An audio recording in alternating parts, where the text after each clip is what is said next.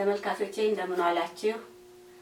ዛሬ ደግሞ በተጠየቁት መሰረት የሽምብራ አሳ ወጥ ልሰራ ነው እና በፊትም ልሰራው አቅጃለሁ እኔ ሁሉንም ማለት ነው። ግን ይሄ ስለተጠየቀ እና ማቴሪያሉ ስላለ ቶሎ መልስ ለመስጠት በተግባር ነው እና አሁን መጀመሪያ የሽምብራ አሳን ለመስራት ሽምብራ አሳ የሚባለውን ነገር ማዘጋጀት አለብን። ድስትም ምንም ከመጣዳችን በፊት ማለት ነው። እና እንዴት አድርገን እንደምናዘጋጅ ነው አሁን የምናየው። ከምንድነው የምንሰራው? ከሽምብራ ዱቄት ነው። ያልተቆላ ሽምብራ ዱቄት፣ ካልተቆላ ሽምብራ ዱቄት ነው የምንሰራው ማለት ነው። እና አሁን ይሄ ማውኪያ ነው፣ መውካት አለበት። ከዛ በኋላ መጋገር አለበት ማለት ነው። አብረን እናያለን። አሁን ሌሎች ሊጦችን ስናቦካ በውሃ ነው የምናቦካው። ይሄንን ግን በዘይት ነው የምናቦካው። በውሃ አይቦካም ማለት አይደለም። በውሃ ሲቦካ ወጥ ውስጥ ሲገባ ስለሚፈራርስ ይሄ የተሻለ ነው በሚል እንጂ ይቦካል እንዳይፈራርስብን ነው። ስለዚህ የምንፈልገውን ወይም የሚያስፈልገውን የሽምብራ ዱቄት እዚህ ውስጥ እንጨምራለን። መጠኑ እንደ ፍላጎት ነው። ለምሳሌ ለድግስና ለቤት ለ4 እና ለ5 ሰው የሚሰራው አንድ አይደለም። የመጠን ልዩነት አያመጣም፣ ምንም ችግር የለውም። እንደ ተፈላጊነቱ ነው። ካስፈለገ ጨው እንጨምራለን። ካልሆነም ወጥ ውስጥ እንጨምረው ሊያገኝ ይችላል። ግን ትንሽ እዚህ ጋር ብንጨምርበት መልካም ይሆናል ብዬ አስባለሁ እኔ። እሺ አሁን ዘይቱን ቀስ እያለ ነው የምንጨምረው። ምክንያቱም ብዙ ዘይት ትንሽ ዘይት ብዙ ዱቄት ነው የሚያቦካው። ትንሽ ዘይት ብዙ ዱቄት ያቦካል። ስለዚህ ብዙ ከጨመር ብዙ ሊሆንብን ነው ማለት ነው። መስራት ያልፈለግነውን ወጥ ልንሰራ ነው ማለት ነው። ስለዚህ ጠብ እያደረግን እናቦካለን።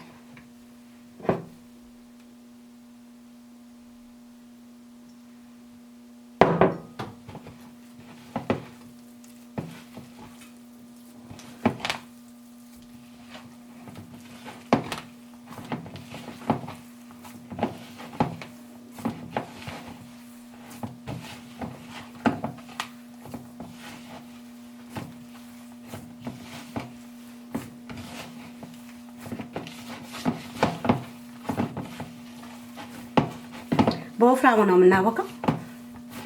ምክንያቱም እንደ ዳቦ ቆሎ ስለምናድበለብለው ከቀጠነ አይድበለበልልንም።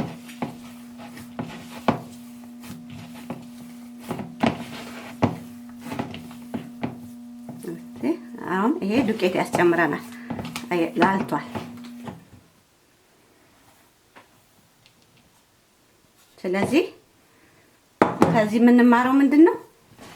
በአንድ ጊዜ ዘይትና ዱቄት ጨምረን ከምንፈልገው በላይ ከሚሆንብን እያየን ብናስተካክል ይሻላል ማለት ነው።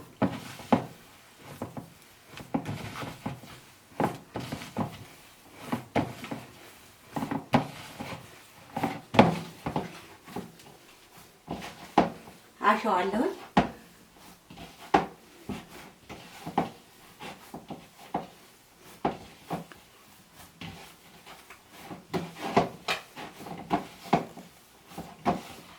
እሺ ተመልካቾቼ ለ2 ደቂቃ አሽቻለሁ።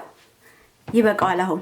እና እንዴት ነው ውፍረትና ቅጥነቱን የምንለየው? እዚህ እጃችሁ ላይ እንዴት አደረጉና በጣም ቀጥኖ ዲዛይን ሊወጣ ወይም ደግሞ ቅርጽ ሊወጣ የማይችል መስሎ ከታያችሁ ነው ዱቄት ጨምራችሁ የምታወፍሩት።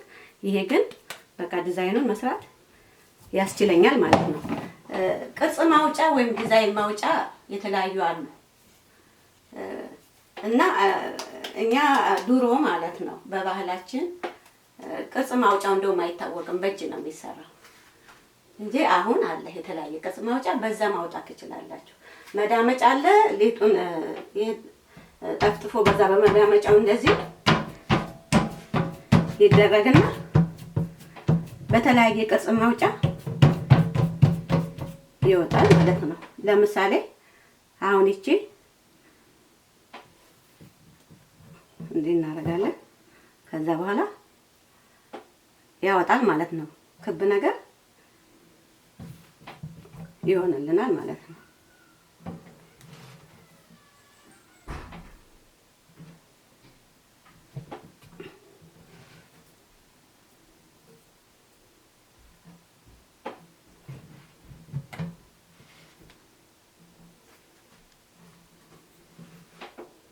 እንደዚህ አድርገው ያወጣል። ይሄን ደግሞ እንመልሰዋለን። እዚሁ እንዲህ እያደረግን እንጨርሳለን። ይሄ እንግዲህ ይሄ ክብ ነው። ሌላ የተለያየ ዲዛይን ማውጫ አለ። በዛ መጠቀም ትችላላችሁ። እኔ በእጄ ነው የምሰራው፣ እንደ ድሮ ማለት ነው። እንደ ሀገሬ እንደ በፊቱ በእጄ እሰራለሁ። ከፈለኩኝ እንደዚህ ድብልብል አደርገዋለሁ። ትንሽ እዚህ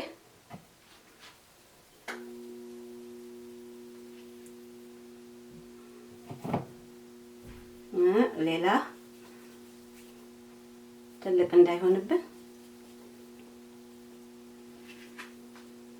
እንደዚህ በቃ ፈጥራችሁ ማለት ነው። ዲዛይን ፈጥሮ መስራት፣ መስቀል የፈለጋችሁትን እንደዚህ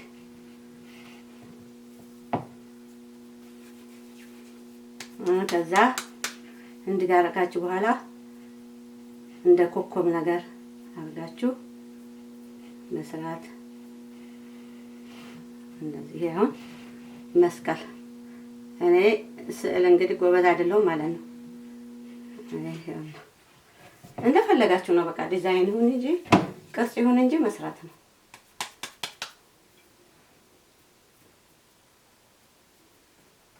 ይሄ እንደዚህ እንሰራለን። ሌላው ደግሞ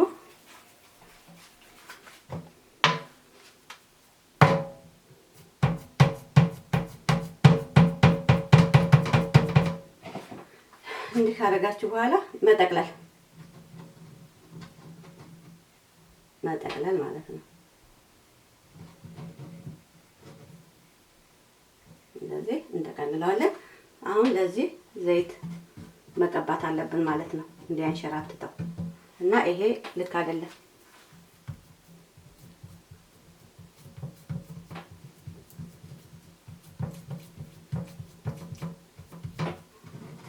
እሺ እንደዚህ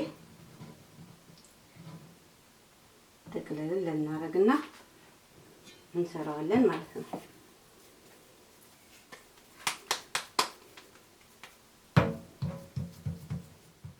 እሺ አሁን እየጨረስን ነው። ቅድም መጠቅለል የሚቻላል ያልኩት ይኸውላችሁ እጄ ላይ እንዲያርጌ እንዴ ጠቅለል ሳረገው መክተፊያው ላይ ከጠቀለልኩት ይሄ ይበልጣል ማለት ነው። ስለዚህ እንዲያርጌ ይችን እንድጠቅለል አይቻውትላችሁ። እቺ ቆንጆ ናት ማለት ነው። እንግዲህ ይኸውላችሁ ጨረስኩት፣ ጨርሻለሁ ጠቅልዬ። ከአሁን በኋላ ምንድነው የምናደርገው? ምጣዳችንን ማስማት ነው። አስምቻለሁ ምጣዱን። ቀስ ብለን ብዙ ሳናሰማው ምጣዱን ቶሎ ሳይበስል እንዳይቃጠል እንደ ቂጣ እንጋግረዋለን ማለት ነው። እንዲበስል እናደርገዋለን እና ምጣዱ ሰምቷል። እዛ ቀስ እያልን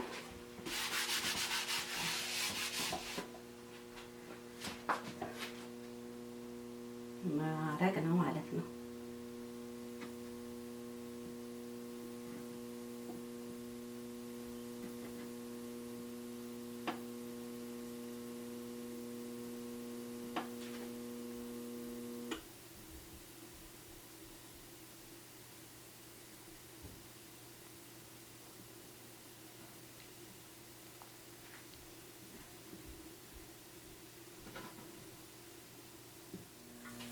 አሁን ምጣዱ ላይ አድርጌ ጨርሻለሁኝ። ምን ያህል ሰዓት እንደፈጀ አይተን እነግራቸዋለን። አሁን እከድነዋለሁ። አሁን እንግዲህ መብሰሉን እናያለን። ለመገልበጥ ደርሶ እንደሆነ እንደዚህ አድርጌ አያለሁ። ደርሷል። ምጣዱን 200 ላይ ነው ያደረኩት፣ የሙቀቱ መጠን ማለት ነው። እና 2 ደቂቃ ነው የቆየው። አሁን ይኸውላችሁ ይሄን ያህል ቃብሏል ማለት ነው። እንደዚህ ገለብጠዋለሁ ቀስ እያልኩ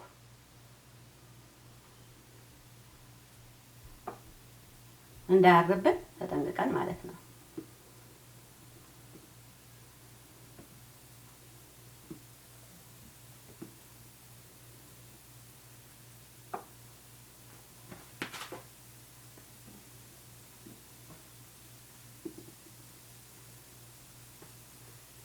እዚህ ጋር ተሸርፏል። ቢሸረፍም ምንም ማለት የዱቄቱ ባህሪ ነው። ያው ዘይት ባላረግ በውሃ ቢሆን ፍርስርስ ነው የሚለው እና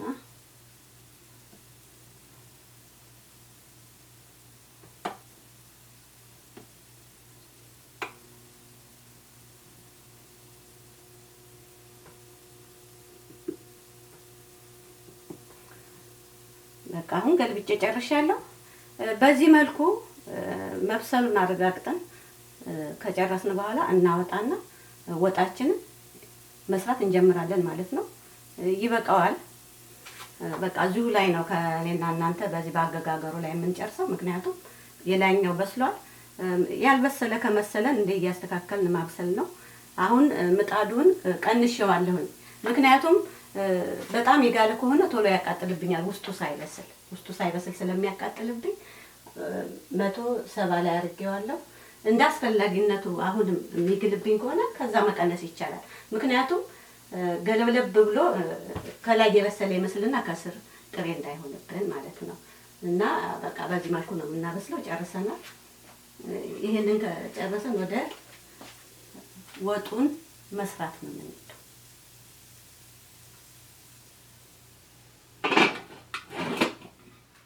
እሺ ተመልካቾቼ፣ ሽምብራ አሳውን ምጣድ ላይ አድርጌዋለሁ። ምጣዱን አወጣሁት። የምጣዱ ሙቀት ቀስ እያለ እንዲያበስለው ማለት ነው።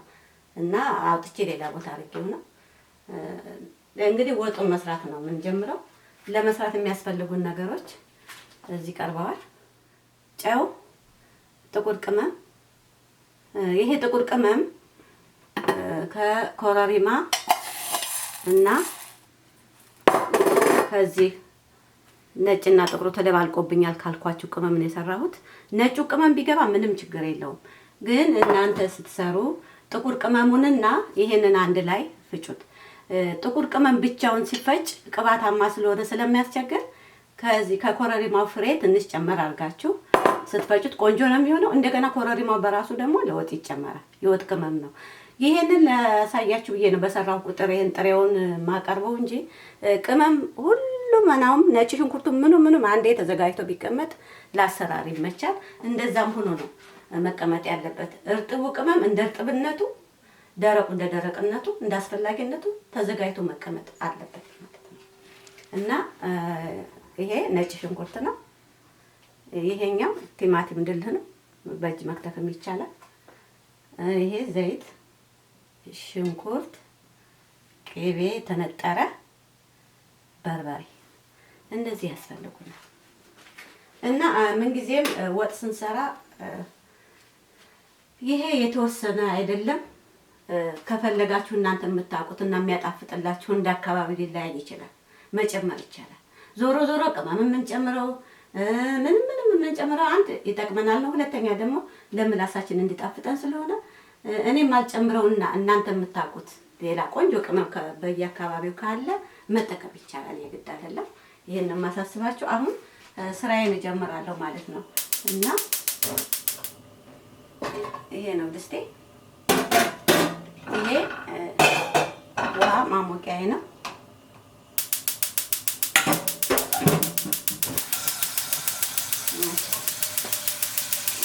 ሽንኩርቴን እጨምራለሁ።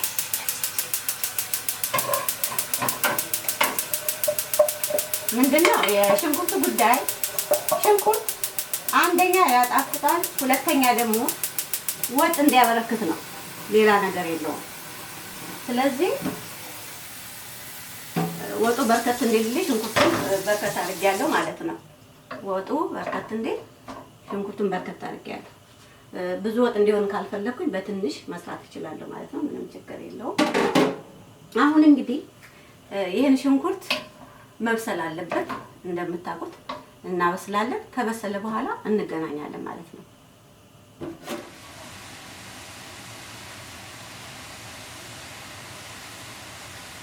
ይሄን መስሏል ሽንኩርቱ። ምንም አልጨመርኩበትም። ውሃውን መጥቷል። ከለሩ ትንሽ ወየብ እንደማለት ብሏል። ውሃ የለውም። አሁን ዘይት እጨምራለሁ።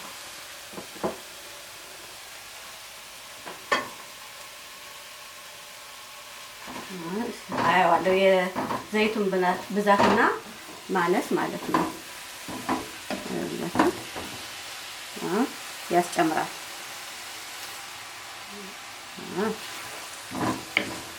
ካነሰኝ እያየሁ እጨምራለሁ። የሚበቃ ነው የሚመስለው። ቅድም ስለምጨምር እናያለን አብረን። በቃ አሁን ይሄን ከጨመርኩ በኋላ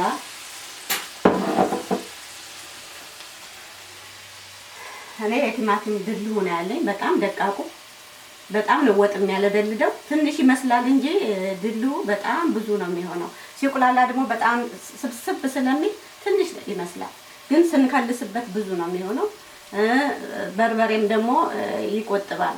ምንድነው ይቆጥባል? ቀዩ መልኩ ቆንጆ ስለሆነ ወጣችንን ቀይ ነው የሚያደርገው። ወጡ ቀይ ይሁን ብለን የብዙ መጨመር በርበሬ ይቀርልናል ማለት ነው። ስለዚህ አሁን ይሄን እጨምራለሁ። መጠኑም እንደ ፍላጎታችሁ ነው። አለመጨመርም ይቻላል። እኔ ቲማቲም አልወድም። አይ እንደሆነ የምሰራው ይቻላል። ወይም ደግሞ ይሄ የድልሁን አልፈልግም ቤቴ ከትፌ ወይም ደግሞ በጁስ መፍጫ ፈጭቼ፣ ይሄም የእናንተ ፍላጎት ነው።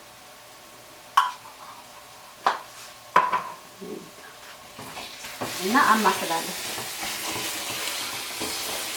ይሄ ድልሁ ምንም እርጥበት የለውም። ያው ልክ እንደ በርበሬ ድልህ ነው የሚመስለው። ስለዚህ ቶሎ ቶሎ እናማስላለን ማለት ነው፣ እንዲዋሃድ ከሽንኩርቱ ጋር እንደዚህ አድርገን እናቁላለን። በደንብ እስከሚበስል እንገናኛለን። እዚህ ደርሻለሁ። በስሏል ወይም እየበሰለ ነው።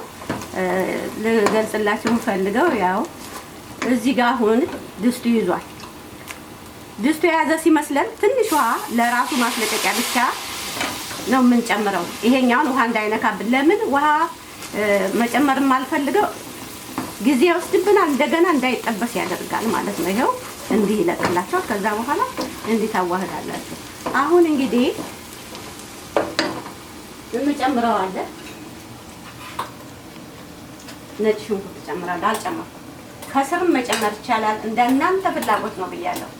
እኔ ግን በጣም ሲቃጠል የነጭ ሽንኩርት ጣዕም ስለማልወደው ነው አሁን የምጨምረው። ምክንያቱም ገና ብዙ ሰዓት ይጠብቀዋል፣ አብሮ ይበስላል።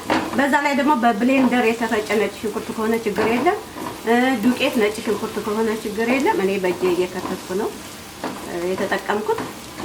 ስለዚህ እነዚህ እናደርጋለን። ከዛ በርበሬ እጨምራለሁ።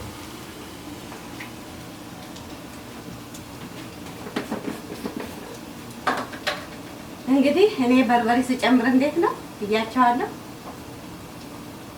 በመልክ አይደለም ማቀው፣ በምላሴ እያየሁ ነው። በመልክ ከሆነ ቲማቲሙም በጣም ቆንጆ ቀይ ነው የሚሆነው። ስለዚህ በምላሴ እያየሁ እጨምራለሁ ማለት ነው። እና ያው ሲማሰል እንደዚህ ነው። ወደ ግድግዳው እንዳይሄድብን ያቃጥለናል። ቤታችንም ደግሞ በጣም ይሸታል። እዚህ ያስቸግረናል። የወጥ ነገር በጣም ነው ሽታው የሚያስቸግረው። ስለዚህ እንደዚህ እናደርግና በቃ አሁን ዱቄቱ ተደብቋል ማለት ነው። አሁን ደብቄ ማማሰል እችላለሁ። እና ይኸውላችሁ የትም ፈቀቅ ማለት አይቻልም ማለት ነው። ይኸው ቂጡ እንደሆነ የሚጎዳው አይደለም፣ ያጣፍጠዋል። ያረረ ሲሆን እንጂ የዚህ አይነት አጠባበስ ያጣፍጠዋል ማለት ነው። በርበሬው ትንሽ እንደዚህ በዘይቱና በሽንኩርቱ በሰል ካለ በኋላ ውሃ ጣል አደርጋለሁ እና ትንሽ ላቆየው። ፍጥነት ይፈልጋል እንዳያርብን ማለት ነው። ስለዚህ ውሃ ጨምራለሁ። እያየውን አሁን ውሃ የጨምረው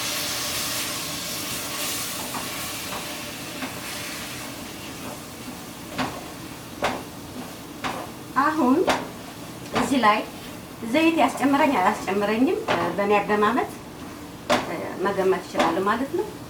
ምክንያቱም ምንም ቅባት የሚያሳየኝ ነገር የለም። ስለዚህ አንሶታል ዘይት ጨምራለሁ ማለት ነው።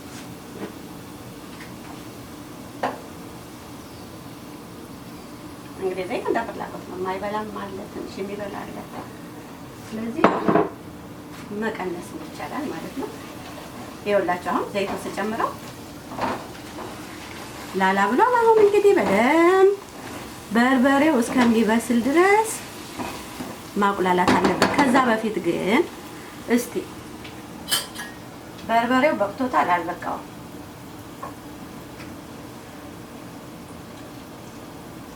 ወይ አይበቃውም? መልኩ ቆንጆ ነው። አያችሁ በመልክ ቢሆን ምን ያህል እንደሚያሳስተን የቲማቲሙና የበርበሬው ቅላት ይደብቅብናል ማለት ነው። ስለዚህ በቃ ይሄን ያህል ጨምሪ ብሎኛል፣ ይበቃኛል። አሁንም እንደ ቅድሙ ቀስ ብዬ አማስለዋለሁ። በርበሬ ውሃ ከጨመርኩ በኋላ መጨመሬ ምንም ችግር የለውም፣ ይበስላል። ያው ብዙ ስለማቁላላ የሚያስቸግረው ነገር የለም።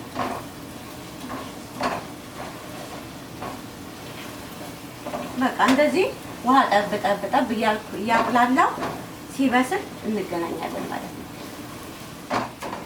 እሺ በጣም ቆንጆ ቁሌት ነው የሆነው። ይኸውላችሁ እንግዲህ በምንድን ነው የሚያስታውቀው መሰላችሁ? ቅባቱን ተፍቷል። መልኩን ይዩት። እንደገና በሽታ ያስታውቃል። ያው እናንተ ሩቅ ስለሆናችሁ አይሸታችሁም ላገኝ እና በጣም ያምራል። ወዛም ነው እና መብሰሉ የሚታወቀው እንዴት ነው? ቅባቱን ሲጠፋና ድምፅ አለው፣ ቀቃ የሚል ድምፅ አለው። ሽንኩርቱም በቃኝ ሲበስል እንደዛ ነው የሚያሳየው። እና አሁን ምንድነው የምናደርገው? እንከልሳለን። ሙቅ ውሃ አለን፣ እንከልሳለን ማለት ነው። እያየን በጣም እንዳይቀጥንብን እሳቱን እጨምራለሁ። ቅድም ቀንሼ ነው፣ ምክንያቱም መጨረሻ ደረጃ ሊደርስ ሲል እሳት አይፈልግም፣ ያርብናል እና ብዙ መቅጠን የለበትም። ያው ይሄ ማለት ስለ ዶሮ ማለት ነው። እንግዲህ ስለ ዶሮ ዱባ ይሰራል፣ ስለ ዶሮ ተብሎ ምስር ክክ ይሰራል። እንግዲህ ይሄም ልክ እንደ ዶሮ ነው ቁሌታችንን የምናቁላለው። እኛ የኢትዮጵያን ቁሌቱ የተለየ ነው። ጣዕሙም መልኩም ቆንጆ ነው። ስለዚህ በዛ መልኩ ነው የምንሰራው፣ እንወደዋለን ማለት ነው። አሁን ይሄ ያስጨምራል። ይወዳስ ዶክ ዶክ ዶክ ዶክ ዶክ ትንሽ ይጨምራለሁ።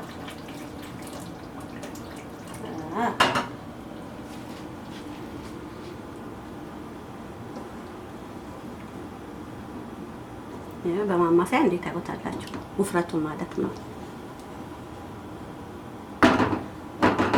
እቺን ውሃ ልጨርስና ይበቃኛል። ሳይን አደርጋለሁ። ከዚህ በኋላ ጨው አጨምራለሁ። ጨው ሽንኩርቱ ሲቁላላም ይጨመራል። ብዙ ከሆነና እንትን ጋር ከተቸኮለ እንዲያበስል ተብሎ ይጨመራል። ምንም መሀልም ተጨመረ ዳር ችግር የለውም፣ ግን ሽንኩርት ያበስላል ይባላል። እኔ አሁን ነው የምጨምረው። በግምት ጨምርና እቀምሳለሁ። ሽምብራ ሳውም ላይ ትንሽ ጨምሬያለሁ እንዳይበዛብኝ። በቃ አሁን ይሄ ብስል ሌላ እንገናኛለን ማለት ነው። በሚቀጥለው ይሄውና በቅሏል፣ በቅቶታል። እንግዲህ ሊወጣ ሳይሆን የበቃው የመጨረሻውን ለመጨመር ማለት ነው። እና የቀረኝን ጥቁር ቅመም እና ኮረሪማ እጨምራለሁ። ይበቃዋል።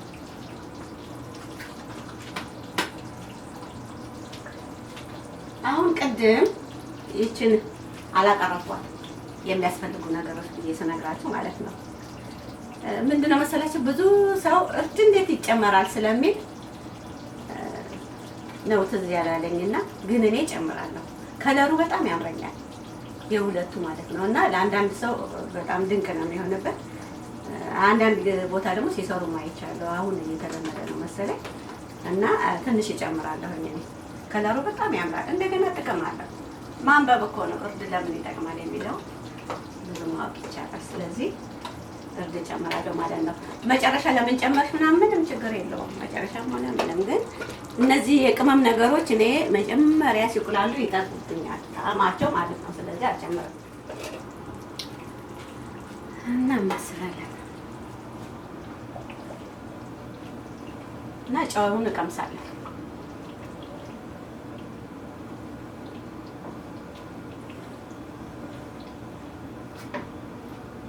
እሺ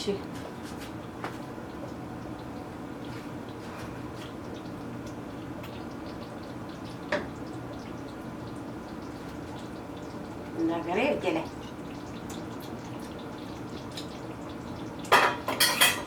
ትንሽ ጨው ያስፈልገዋል።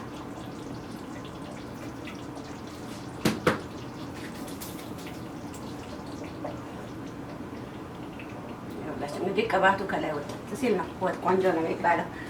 ቁሌቱ ቆንጆ ነው በስሎ ነው የሚባለው። ይተፋል። እውነትም እንደዛ ነው። በደንብ ያልተቁላላ ወጥ ቅባቱ ከላይ ስፍፍ አይልም። እንደውም ቅባት የማይበላ ሰው በዘይቱ ወይም በቅባቱ ሲጠበስ ጥሩ ስለሆነ ወጥ መጨረሻ ላይ ይሄን ጨልፎ መቀነስ ይቻላል። ቅባቱን ማለት ነው ጨልፎ ማስቀመጥ ይቻላል። መልሰው ይሰራበታል።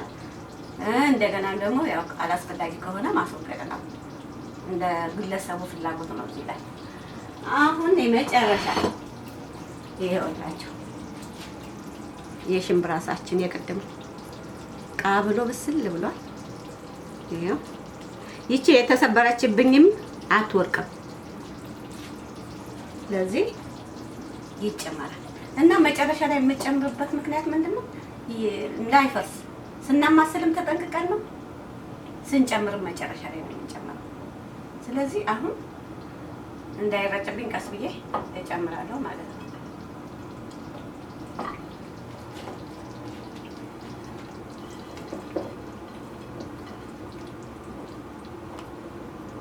ይሄ ነው ውፍረቱን ቆንጆ ነው።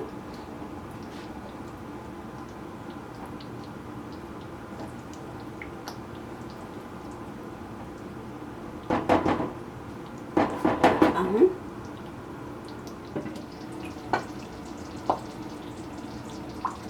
ይመስላል። በጣም ቆንጆ ወጥ ነው።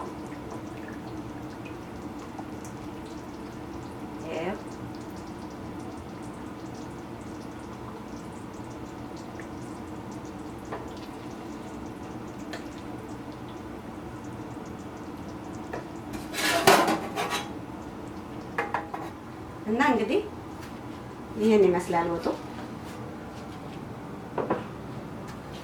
በቃ የዶሮ ምትከረል እንዴ?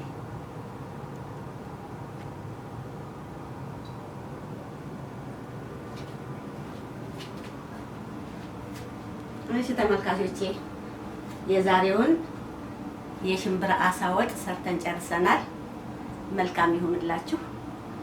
ደህና ሁኑልኝ።